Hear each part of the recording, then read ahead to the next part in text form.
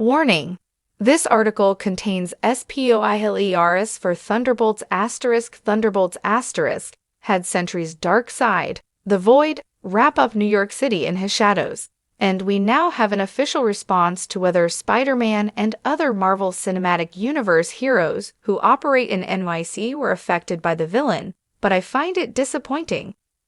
I was surprised by the sheer scope of the Void's powers, with the character being able to send everyone into a shadow realm of sorts, the Void, and make them relive traumas from their past. Or we got to see what those trauma rooms looked like for a few of the Thunderbolts, and even for those we did not get to see, like Sebastian Stan's Bucky Barnes, I think it was easy to imagine what their rooms would have looked like. While the characters on the team are far from the only heroes in the MCU's New York, by the time Thunderbolts asterisk's ending kicks in, we never get to see heroes like Daredevil and Spider-Man to know whether they were affected by the Void.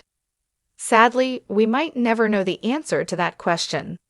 Thunderbolts asterisk's post-credits scene sets up an exciting future for the MCU with 2 Avengers teams confirmed to appear in next year's Avengers: Doomsday. However, while I think the movie is fantastic, and the post-credits scene got me excited for the franchise's future, I couldn't shake off the feeling that there was a lot of storied potential being left behind by not showing what happened to New York City's other heroes during the Void's attack. Characters like Spider-Man and Daredevil being absent made the world feel smaller to me. That is why I was so excited when one of Thunderbolts asterisk's writers, Eric Pearson, spoke to Screen Rant about whether other MCU heroes were trapped by Thunderbolts asterisk's The Void. However, I was disappointed by his answer, as Pearson revealed that he had not looked at New York City's map to know exactly what characters could have been affected by the Void's shadows.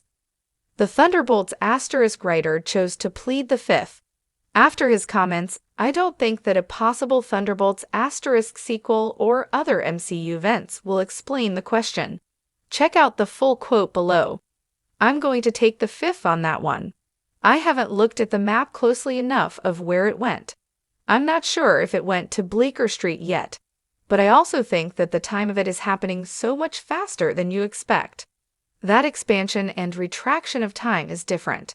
As we say in Thor, Ragnarok, time works real different around here. When you're in the void space, who knows how long it's been? Maybe it's been 1 second. There are a few good reasons why I believe the Thunderbolts asterisk writer's comments might have been the only opportunity to reveal whether New York's other heroes were affected by the Void.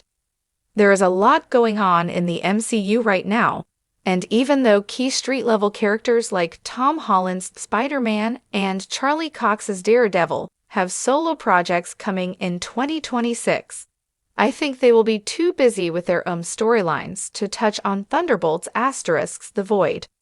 For instance, Thunderbolts asterisk had so much going on that it never addressed how Kingpin has taken over New York City, invoking martial law at the end of Daredevil, Born Again Season 1.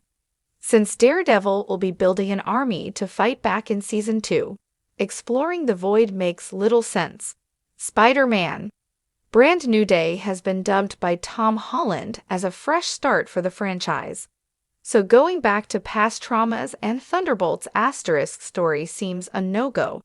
As such, the Void's possible impact on other heroes is unlikely to ever be explored on screen.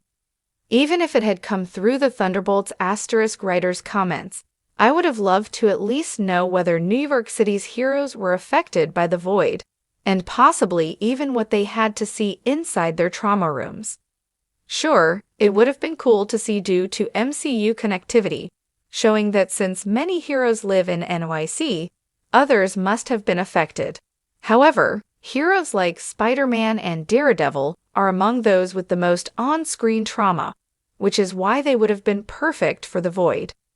For instance, Tom Holland's Peter Parker could have had to relive the deaths of Aunt May and Robert Downey Jr.'s Iron Man, letting go of Zendaya's MJ, and more. As for Charlie Cox's Daredevil, Foggy Nelson and Elektra's deaths would likely have been at the top of his mind, as he could not save them. by never seeing or knowing what New York's other heroes went through during the Void's takeover of the city. I feel like the MCU is wasting the potential for powerful character moments set up by Thunderbolts*.